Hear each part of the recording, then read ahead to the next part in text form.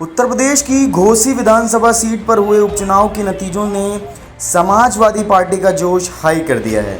Seat पर सपा के सुधाकर सिंह ने सत्ताधारी दल बीजेपी के दारा सिंह चौहान को चारों खाने चित्त कर दिया। पहले मैनपुरी उपचुनाव, अब घोसी उपचुनाव में समाजवादी पार्टी को बड़े अंतर से जीत मिली है।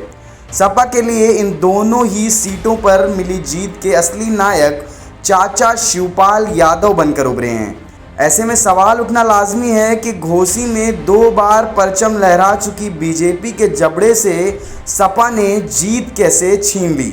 इसके लिए हमें कुछ समय पहले हुए मैनपुरी के उपचुनाव को याद करना होगा, जहां शिवपाल ने भतीजे अखिलेश को साथ लेकर ताबड़तोड़ रैलियां करके सपा की झोली में जीत डाल दी थी। मैनपुरी और घोसी दोनों ही सीटें बचाने में एक नाम कॉमन था, वो थे चाचा शिवपाल, जिनके दम पर सपा ने बड़ी कामयाबी हासिल की।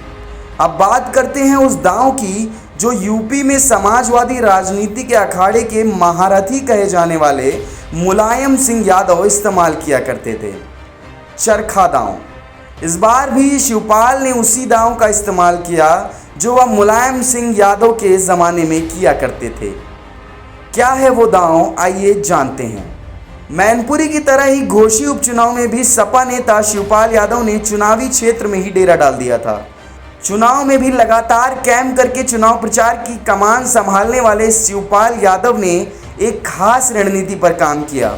शिवपाल ने चुनाव प्रचार के दौरान कोई बड़ी रैली न करके डोर टू डोर कैंपेन का सहारा लिया और क्षेत्र से जुड़े लोगों के साथ संवाद बनाए रखा।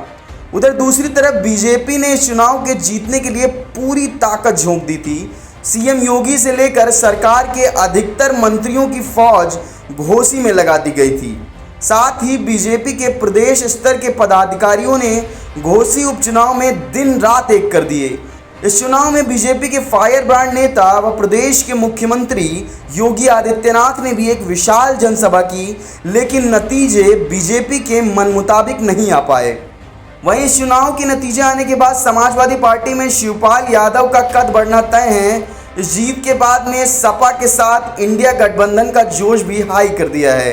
इंडिया गठबंधन में अखिलेश यादव का भी कद बढ़ना तय है, क्योंकि राजनीतिक दल घोसी उपचुनाव को 2024 में होने वाले लोकसभा चुनाव का सेमीफाइनल मानकर लड़ रहे थे। ये नतीजे फाइनल में असर डालेंगे या नहीं, यह देखने वाली बात होगी, लेकिन अभी के लिए सपा के दोनों हाथों में लड्डू है। एनबीटी ऑनलाइन की रिपोर्ट।